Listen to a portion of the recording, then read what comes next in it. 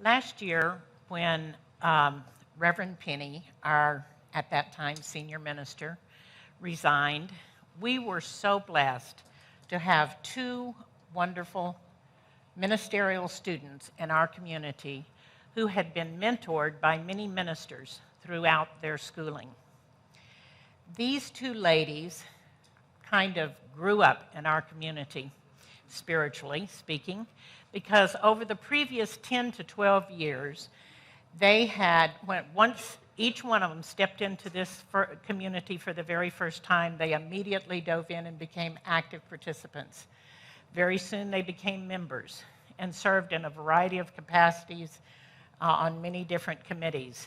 They also took the classes and moved right into practitioner training. And from practitioner training, each one moved into ministerial training. And as I said, while they were in ministerial training, they were mentored by many different ministers, and they did their internship under Reverend Penny Mazek here for the 2 years that she was here. So they learned a lot. And as I said, when she left, they stepped up into a much larger capacity. During this time, they have helped our community to grow and expand spiritually, and in many other ways, through their teaching of the science of mind principles, and in my belief, through their living of the science of mind principles. Sorry, I get a little emotional. These two candidates, I would like to ask you to stand right now so I can introduce both of you. Last month, they submitted their applications for candidacy. Please welcome Reverend Karen Lewis, Reverend Lezli Goodwin.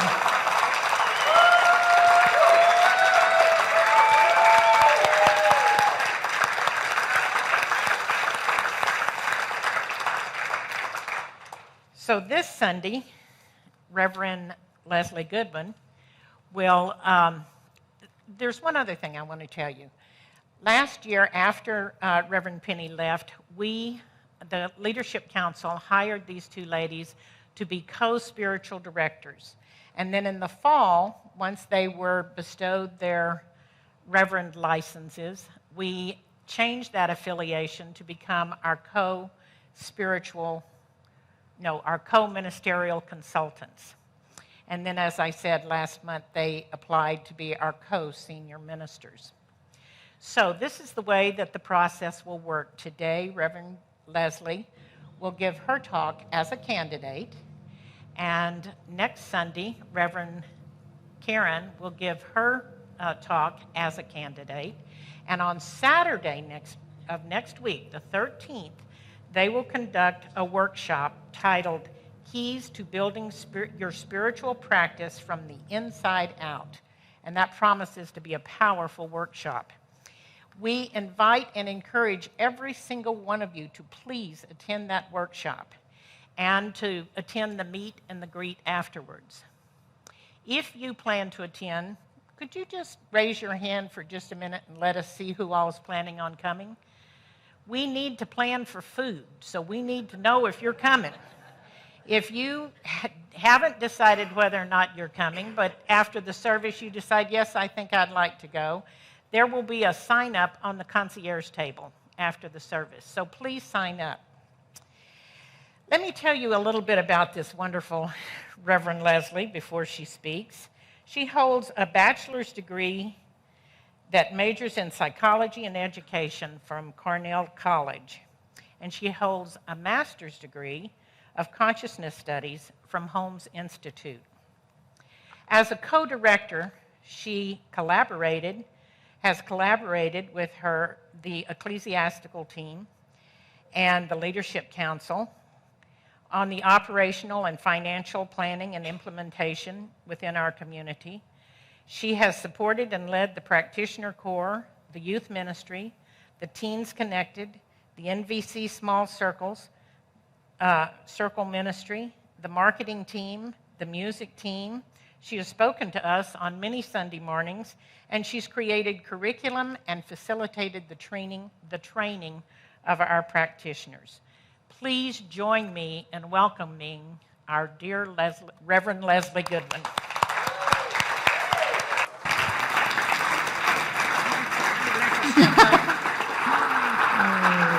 Break a leg.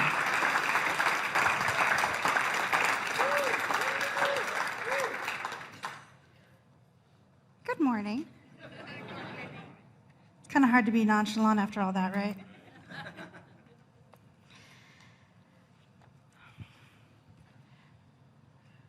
So it's a new month. And even as we all come together to celebrate Candidating Sunday number 1 of a series, it's still the beginning of a new month, and the liturgical season goes on. So we have a new book, as we always do at the beginning of a new month. And our book this month is Elegant Choices, Healing Choices. Even the instruments are excited. Our book is Elegant Choices, Healing Choices by Marsha, Sinetar. This is not a new book. I read this book during my practitioner training 108 years ago, and it wasn't even a new book then, but it's a good one because it gives us this idea that the elegant choice is the healing choice. Now, Marsha uses elegant the same way I do. I suspect I got it from her, though I don't remember that. Elegant doesn't mean fancy. We're not talking chandeliers and drippy diamonds. I'm not against that. That's just not the way we're using the word today.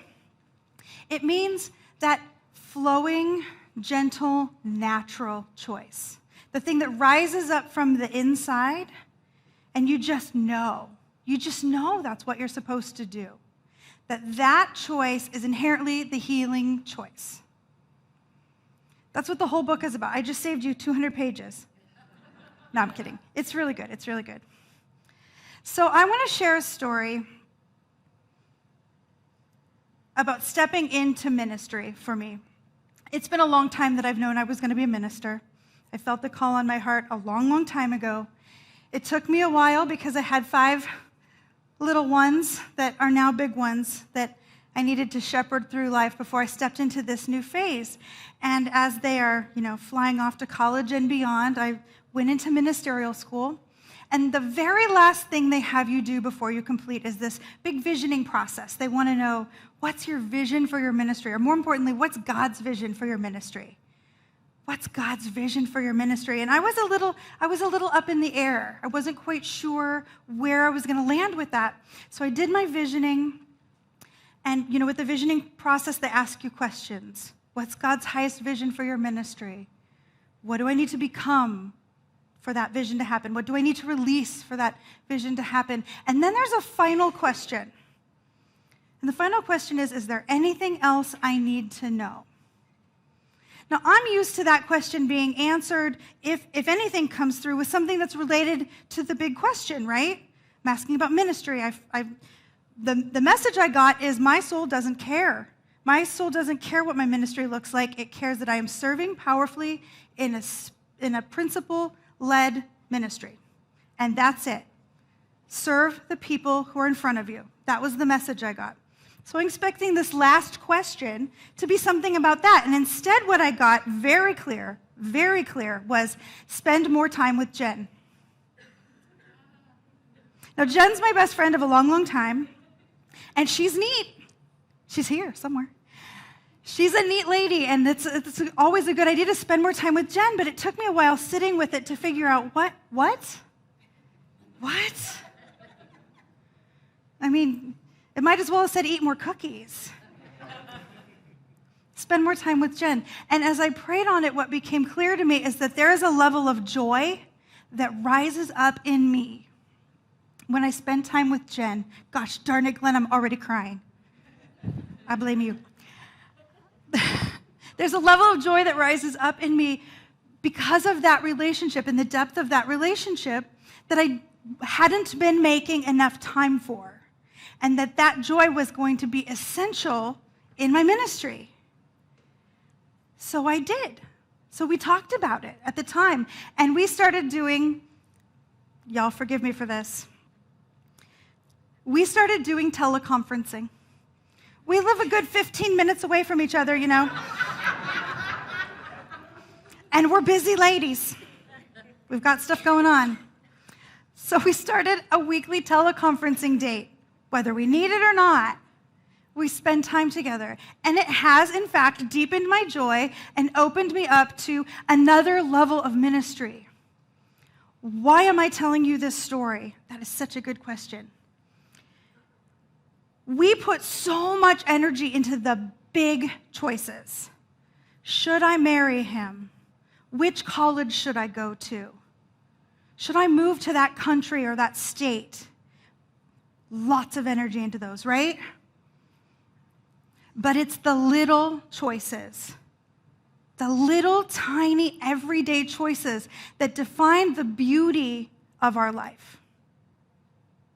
The big ones might tell us which road we're going to walk down, but it's the little ones that tell us if we're going to enjoy the road, if we're going to be more loving, more open, more kind. My soul doesn't care what my ministry looks like. It cares that whatever one of you or anybody else who comes across me feels God more deeply. Now, I love this community and I want to be here. I've made no bones about that. This is home for me. But that's not what my ministry is. My ministry is that little tiny, breath by breath, person by person connection. Right where they're at, right where you're at, right where I'm at. I know to my core that that is an elegant choice. I know to my core that that is the healing choice. I can feel it. And what I know is that each one of you have things like that, that when they rise up in your mind, when they rise up in your heart, you know. You just know they're for you. So that's what this talk is about. How do we connect with our elegant choices? How do we learn to trust them? How do we bring them into our life? So I like to talk about true truths. True truths are kind of my way of saying spiritual principle. Those things that are true no matter what. No matter what. Even when we really don't want them to be because we don't want to have to deal with it. So my first true truth is, inside each person is a knower that knows. Inside each person is a knower that knows. You've met your knower that knows, right? They're kind of mouthy. They're in there and they talk a lot. And you can tell when it's the knower that knows versus the one who just wants the cookie, right? They have a different voice. The knower that knows is that indwelling connection. What does science of mind tell us? The highest God and the innermost God is one God. One God. That's what Ernest Holmes says. The highest God and the innermost God is one God. The place where we connect is right here in the very center of our being. We don't have to go out there to look. You don't need another book. You don't need another class. I mean, come on, you do want more classes, but what we really need to do is listen to that voice and do what it is telling us. We know this. We know it deeply. Indwelling spirit, still small voice, God within, heart of Jesus. Call it whatever you want. In whatever religion you want, in whatever language you want. It's the same thing. When we get quiet and we ask, answers come. Answers come. Beauty heals. Truth heals. Coherence and order heal. That's elegance. Admiral William H. McRaven wrote a book called Make Your Bed. Make your bed. The little things affect us. Call your friend. Call your mom. Eat the flan. Write the poem. Dare to show it to somebody. Whatever your thing is, the little things are the things that make our world worth being in. Get up in the morning. Get showered. Blend your eyeshadow. I take blending your eyeshadow very seriously. I used to work for MAC back in the day. Here's the key, though. Only you know if the choice is elegant for you. There's a lot of advice in this world about what you personally are supposed to do. What are you supposed to do? Eat kale, don't eat kale. It depends on what week it is, right? Only you know if it's the elegant choice for you. So you have to go to that still small voice. It's the only place to go. You with me? True truth number 2. I am always at choice. Yes, you are. Yes, you are. That voice in you that's going, well, but not about the about that too. Well, not when yes. Especially then. Especially when you're thinking, but I have to. No, you don't. No, you don't. You don't have to do anything. The flip side of that is you don't get to get anything if you don't do anything. And you may not always love the consequences you get from your choice. But it's a much different thing to say, I am choosing to blah, blah, blah, blah, than I have to. I'm choosing to go to that party because I said I would. And I want to be someone who shows up. Or I'm choosing to take care of myself and stay home from that party because that's what my indwelling voice is telling me to do. Choosing. In the book, Marsha says, elegant choice is a life discipline, a way of staying mindful to what we are, to what we want, what we need, and to what we're actually doing. It means every time, not just the big times, every time something comes up, we stop and we breathe and we check in with the knower that knows. What's mine to do right now? What's mine to do right now? We all have things that are hanging out in there that we have not tried, that we have not dared to do, big or small, that we know we should, that we feel called into, and yet we hold back. And the language that lives around that is, I can't. Well, I can't do that. I can't start ministerial school. I have 5 kids in high school and junior high. That was a lie. That was a lie. I could have started. I chose not to. I chose to wait. What are you I can'ting or I have toing in your heart right now that your knower that knows has a different idea about?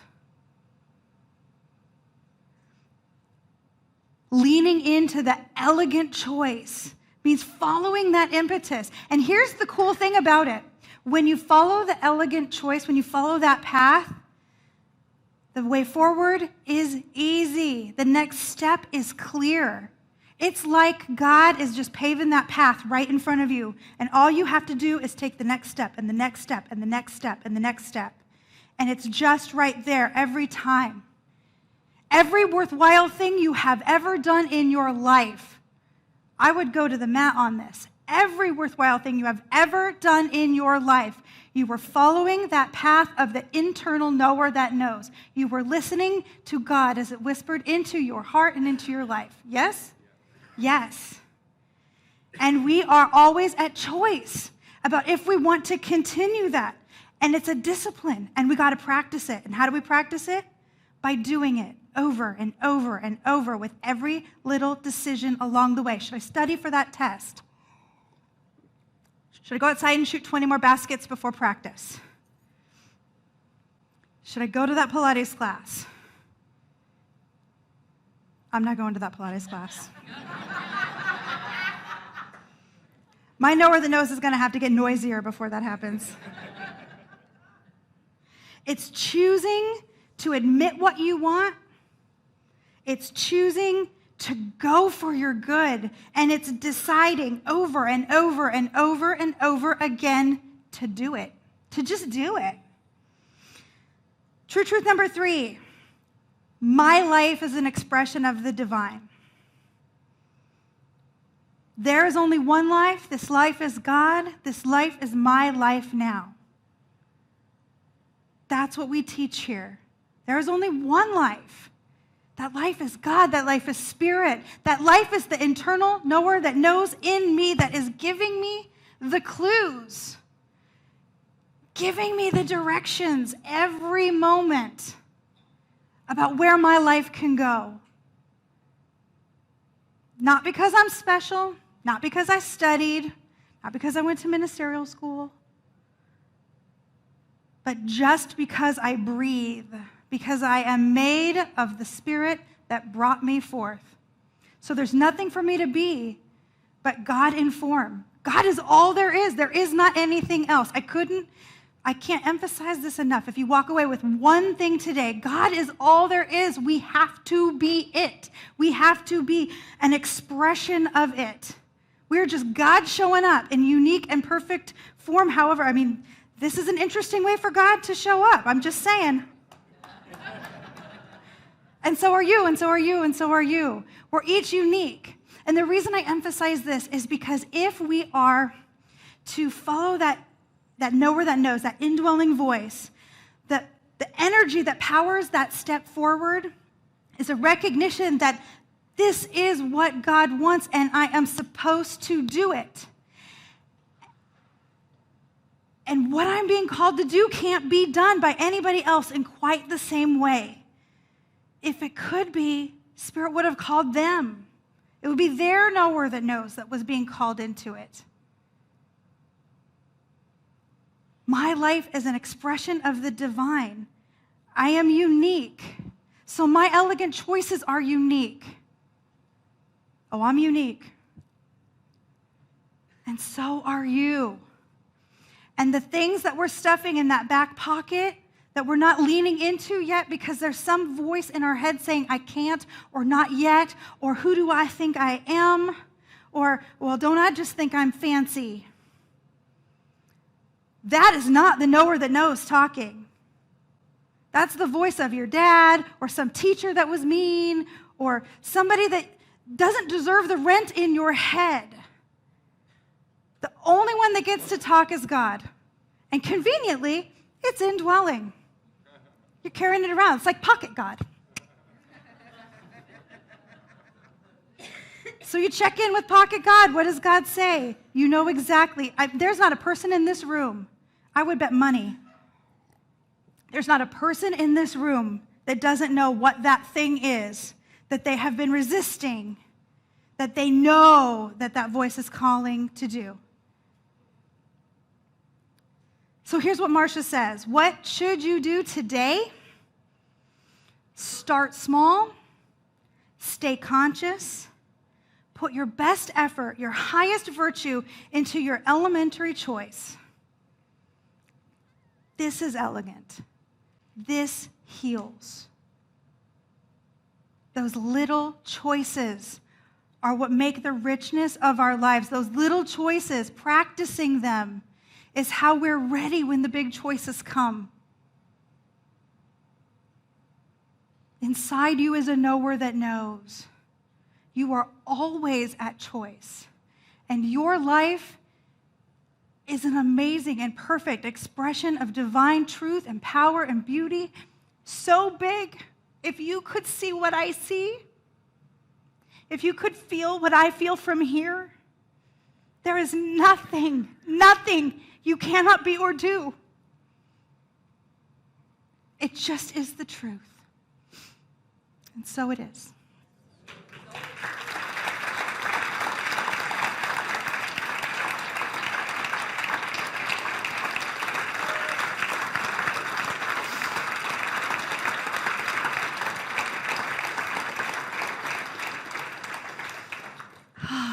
So let's anchor that in prayer. I invite every minister and practitioner in the room, practitioner students, to rise up and hold this consciousness with me. As we know the truth about everyone within the sound of our voice, that there is one power, one presence, one God, one life. And it is what we are. That we are its love, its compassion, its wholeness, its beauty, its strength, and its power in action. We are its hands and its feet, its voice and its heart. Each one of us. And we are a choice. So I speak a word of blessing over every one of those moments of choosing, that God speaks so loudly and so clearly that it cannot be denied. I speak a word of blessing over each one of us that we are brave enough and strong enough to say yes to the calling as it comes. Whether it's which sweater to put on, or which college to go to, or which job to take, or which relationship to commit to. God doesn't know big and little. God just knows love. And so I know that we are each blessed, profoundly abundant, and held in the hands of the one truth, every minute, all the time, no matter what. I call it good. I call it very, very good. And so it is.